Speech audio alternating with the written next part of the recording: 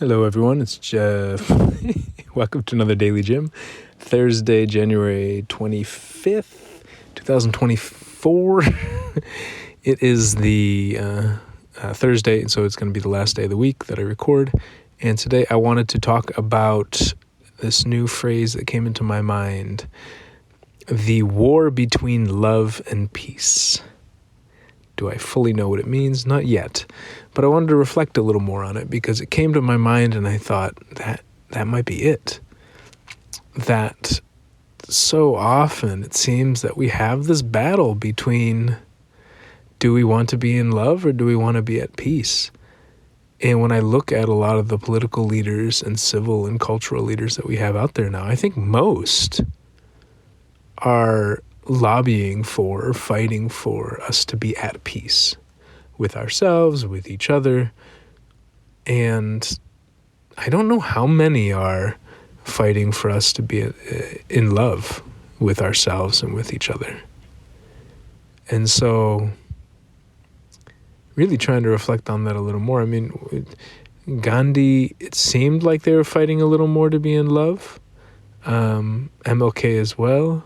But nowadays, who that's running for the president of the United States really wants Democrats and Republicans to love each other and to come closer and to see the commonalities that we have and to dissolve some of the political party affiliation, kind of strong identity, this exclusive, mutually exclusive identities.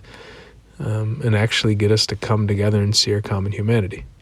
Even just our common Americanness, if we don't want to go all the way to the next level of humanity. But how many leaders on a global scale are talking about bringing humans together so that we see each other as humans?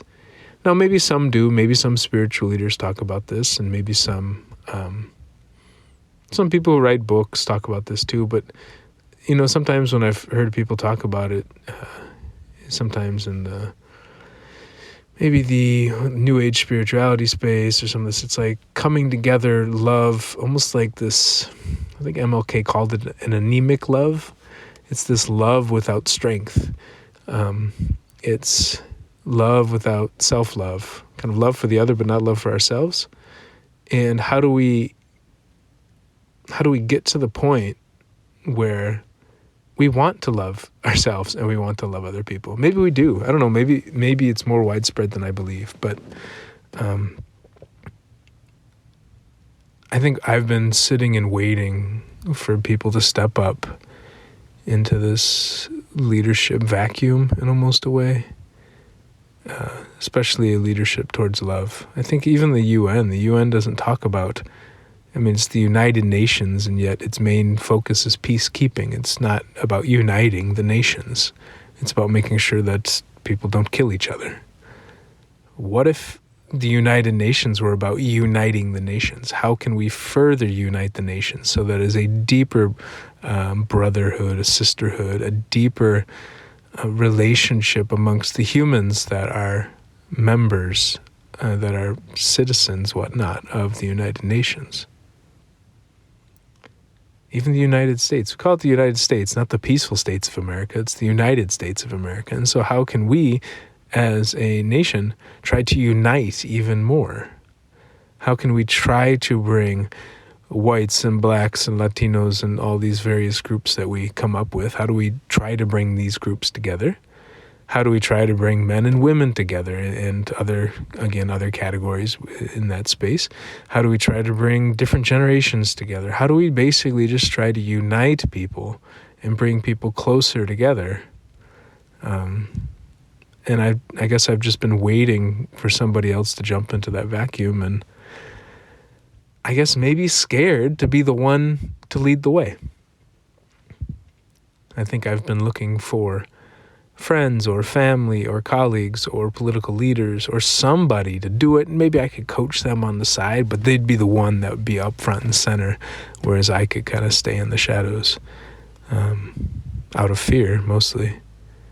But what would it look like if instead of trying to get other people to lead the way, that I let myself lead the way and just lead and go without having to have somebody walk next to me or even walk in front of me. Maybe not even walk that close behind me. Maybe I just go and there are people 10, 20, 100 feet behind me. Maybe sometimes people are so far behind me I can't even see them. But just by going, I am inspiring other people. Just by taking that leap and pushing in that direction, I inspire others. Who knows? That scares the hell out of me. But who's doing it? I just don't see that many figures who are really pushing hard and fighting hard and saying no matter what happens, I'm still going to love you and care about you. And whether you believe it or not, I'm still going to love you. I'm always going to think you're a good person. And I'm always going to think I'm a good person no matter what happens. That unconditional self-worth, unconditional positive regard, I think Carl Jung called it, maybe? Carl Rogers, perhaps? Carl Rogers? Anyways, losing track of my citations. But, yeah, maybe there's something about if we want other people to go in a certain direction, maybe we have to go first. And maybe that means going and hoping that someday those people will go in that direction, but just leading the way, not knowing if anyone's going to follow. So that kind of ended in a different way, but that's how it goes with these more stream of conscious reflections. So hope you all have a weekend that you want to have and that we come back together next week. Take care.